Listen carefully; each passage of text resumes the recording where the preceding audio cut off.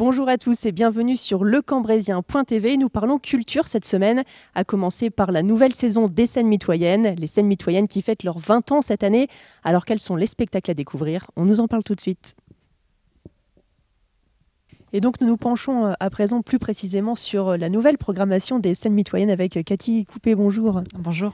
Alors est-ce que vous pouvez nous en dire davantage sur cette nouvelle saison, en tout cas des spectacles qui cartonnent déjà et qui affichent complet? Oui, une grande satisfaction pour l'équipe des théâtres et des scènes mitoyennes puisque nous avons déjà 6 spectacles complets. Et la satisfaction également, c'est que ce ne sont pas uniquement des têtes d'affiche. Il y a également des découvertes. Les Faux British, spectacle qui a fait complet assez vite. Zazie, bien sûr, ça c'est sans grand étonnement. Nous avons Marc Lavoine qui est complet sur Caudry, La Journée de la Jupe, encore un instant, et Élodie Pou. Mais encore d'excellentes choses à découvrir parmi les spectacles proposés en première partie. Alors justement, quels sont ces spectacles, notamment par exemple Le Prénom, une pièce de théâtre que nous pourrons découvrir le 16 octobre. Oui, alors Le Prénom, ça doit dire quelque chose aux spectateurs puisque ça a cartonné avec Patrick Bruel dans le rôle principal et ça a également été exploité au cinéma. Donc Le Prénom est donné cette fois avec Florent Père et Jonathan Lambert, deux humoristes assez bien exposés au niveau médiatique.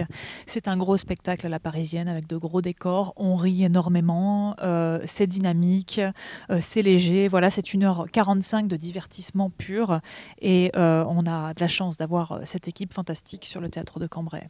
Et on enchaîne par exemple avec La Paix. Alors La Paix, c'est un spectacle qui me tient particulièrement à cœur parce que François Boursier a déjà donné plusieurs spectacles sur les thèmes de la guerre. On avait pu le recevoir ici au théâtre de Cambrai avec La Fleur au fusil qui avait marqué les esprits, ou Race et Exister, c'est exister il y a quelques années plus tôt. Là, il a décidé de changer de registre en parlant non pas de guerre mais de paix, en exploitant donc les symboliques de la paix, les grandes figures de la paix. C'est un spectacle très positif qui fait du bien. Et il reste de la place à 20h le vendredi 15 novembre et c'est un spectacle bouleversant et accessible dès 8 ans. Donc un gros moment de théâtre. Et alors on découvre aussi dans cette programmation du cirque russe sur glace notamment. C'est Oui. intéressant. Alors là, c'est une nouveauté. C'est une expérience, vraiment, qui mérite d'être vécue. C'est également familial, et c'est pour cette raison que c'est à 20h, pour permettre aux petits de découvrir ce spectacle, de ne pas se coucher trop tard. Et alors, c'est-à-dire que la scène du théâtre, ici, devient un sentier de glace? C'est tout à fait ça. Donc, c'est la première fois qu'ils viennent en France, ils passent par Cambrai, donc il faut absolument en profiter. 40 artistes sur scène, qui nous livrent à la fois de l'art du cirque, mais pas que, parce qu'il y a également du ballet de danse, des effets lumineux et technologiques extraordinaires. Voilà, donc c'est avant tout visuel et c'est époustouflant. Et ensuite, nous poursuivons également avec du théâtre, il me semble, parmi les spectacles qui n'affichent pas encore complet. Alors, grand moment de théâtre, en effet, avec André et Dorine, le 29 novembre. J'ai mis ce spectacle en coup de cœur parce que ça a été une véritable révélation pour moi.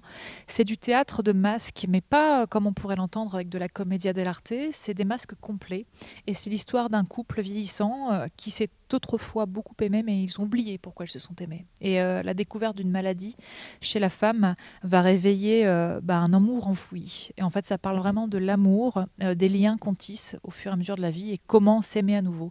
C'est tendre, c'est poignant, c'est magnifique. Ils ont énormément de prix au niveau international. Voilà, c'est vraiment un moment de théâtre à part que je tiens tout particulièrement à mettre en avant. Alors c'est donc le 29 novembre au théâtre de Cambrai. Oui.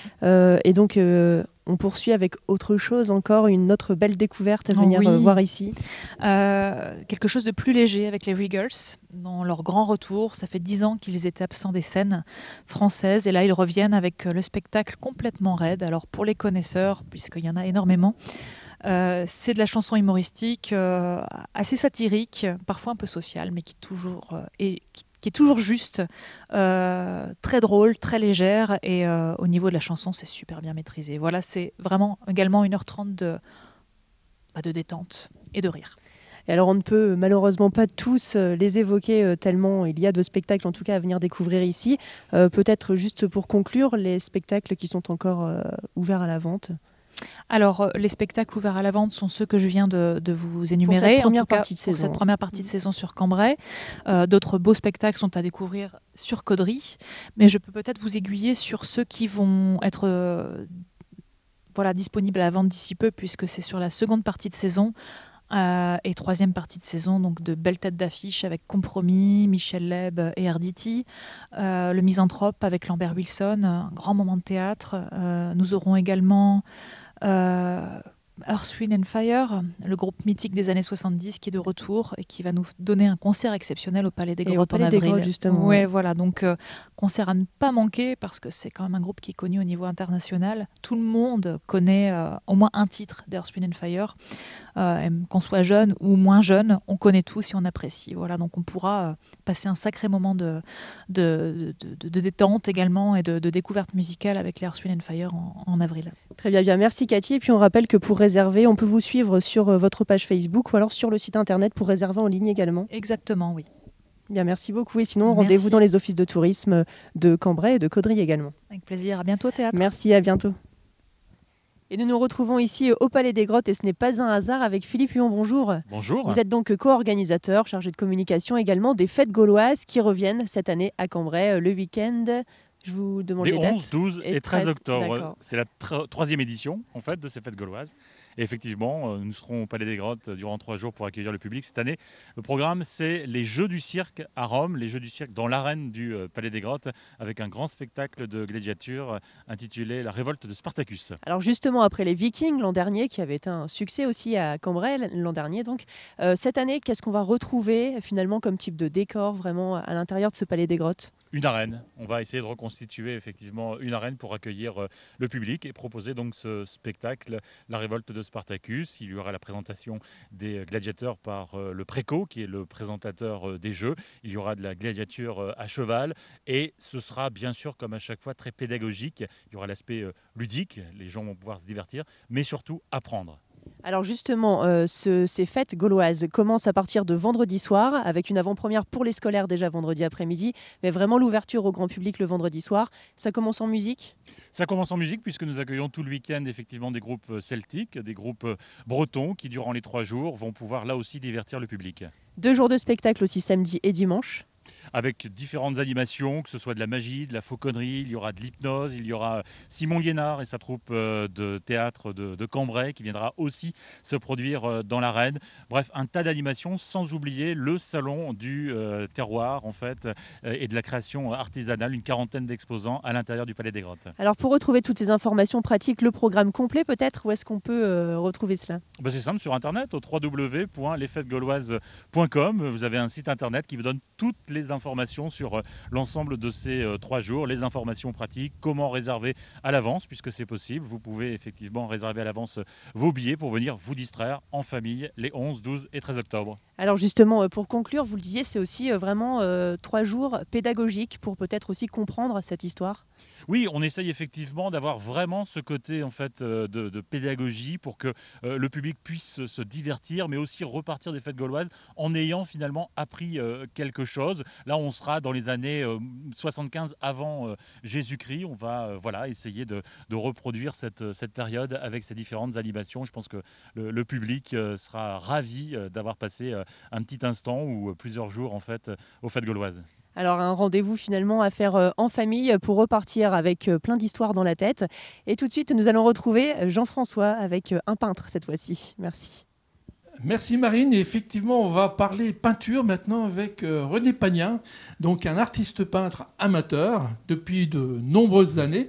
Bonjour René. Bonjour Jean-François. Alors on va évidemment parler de la fameuse rétrospective qui va avoir lieu dans quelques temps, mais on en parlera tout à l'heure. On va évidemment vous prendre connaissance un peu de votre carrière. Vous faisiez quoi en fait avant de peindre ? J'ai fait une carrière médicale qui a un peu écourtée pour des problèmes de santé. Par contre, j'ai toujours fait du dessin ou de la peinture depuis mon plus jeune âge, puisque mon grand-père, mon oncle et même mon frère peignaient constamment. Et donc c'est vraiment une passion qui date de très loin. Alors. De très loin, oui. Et après, j'ai commencé en 68 les études médicales, donc j'ai fait beaucoup de dessins d'anatomie. Oui, c'est pas tout et à fait ça pareil. m'a suffi à assouvir mon désir de dessiner. Et puis après, donc, vous êtes mis... Alors, il y a une raison particulière qui vous a fait aussi arriver à la peinture, c'est que vous assuriez des gardes. Oui, des mais gardes. il y avait parfois pas beaucoup de travail, peut-être. Non, les gardes le dimanche étaient quand même des consultations assez espacées. Et malheureusement, enfin, ou heureusement, il n'y avait pas de téléphone portable. Ce qui fait que j'étais obligé de rester constamment près du téléphone fixe pour attendre l'appel éventuel. Et donc la peinture est venue pour combler ces heures d'attente. Alors, vous peignez dans un atelier, on va en parler quand même. C'est lequel? Je peins à l'atelier Saint-Va, c'est-à-dire qu'après mon arrêt de travail, j'ai rencontré les gens de l'atelier Saint-Va. Je me suis plu tout de suite dans cette ambiance, plutôt que d'être seul, la convivialité est une part importante de ce que je recherche. Voilà. Alors maintenant, on va parler quand même de cette rétrospective. Elle va concerner combien de toiles, en fait? Au minimum 200. Oh, incroyable, très productif, René. Non, 40 ans de peinture, 10 toiles par an, ça fait déjà que 400, mais je ne pourrais pas tout produire. Alors, il y aura quel type de toile? Toutes sortes? Un peu tout. J'ai essayé beaucoup de choses, mais ce qui me plaît, c'est le figuratif. On en voit un exemple derrière. Oui. Bon, j'ai essayé les choses un peu plus stylisées. J'ai essayé l'abstraction géométrique. Ah, c'est difficile. Bien connu à Cambrai. Bien connu à Cambrai, mais très difficile à réaliser.